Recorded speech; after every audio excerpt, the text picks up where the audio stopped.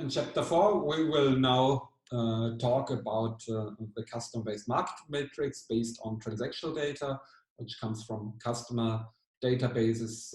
It's interesting, once you have the customers in the database, it's now interesting to understand and to see their behavior. Lifetime duration, which is measured in days, months, or years. This means actually how many days a customer has been active since he or she was acquired. So from the first day of when the customer comes into the database, when he purchased the first time, until the day T, today, you calculate back this time. It's less or more easy to calculate that. It's easy in contexts where you have contractual relationships. Contractual relationships, also called lost for good relationships, are actually relationships where you can measure the time from the start of the relationship until the end of the relationship.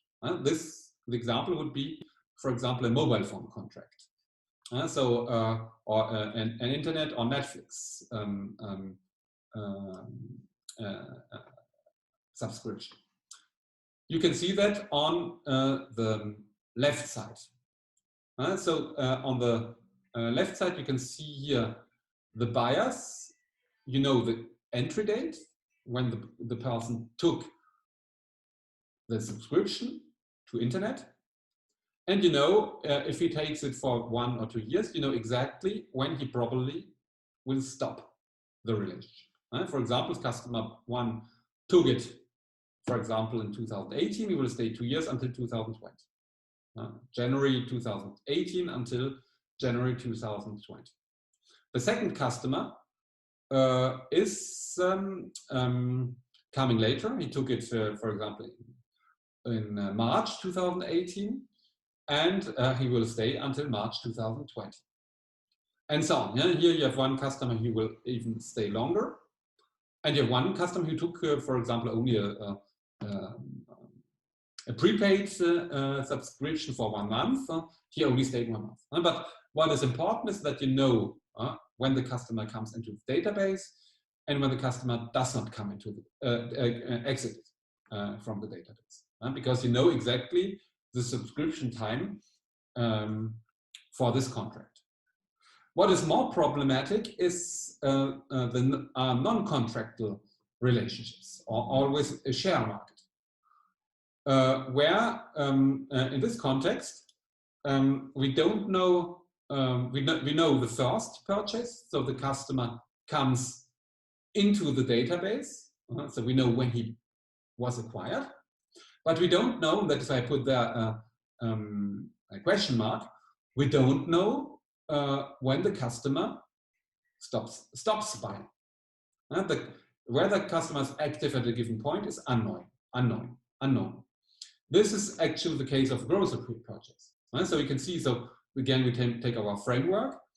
We know when the customer comes into the database. So for example, he bought the first time in January 2018, but if this is our day T today, so March 2020, we don't know. So we bought, for example, yesterday, but we don't know tomorrow here if he buys tomorrow, in 1 week, in 1 month, in 1 year.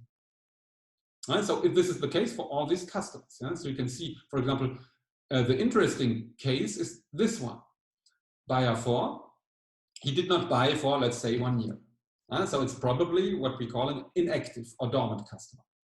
So he might never come back. So we don't know. That's why I put the question mark. Perhaps he might reappear in 1 month. We never know.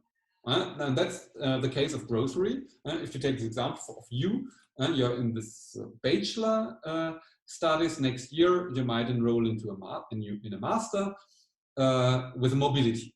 So some of you might buy actually in a store close to your home or close to our university.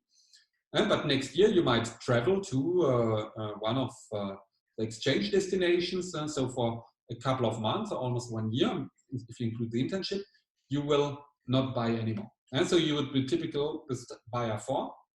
But then after a couple of months, you might come back and you might buy again in a store. So you're not lost for good. You are always a share customer, which means that you might come back, but you might not come back.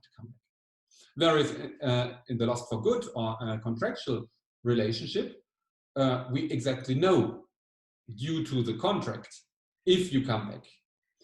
But that is why we call it also lost for good. Once the contract is finished, here, if I don't do, or if the brand is not doing a good retention job to keep your loyalty, you will switch away and you're lost for good.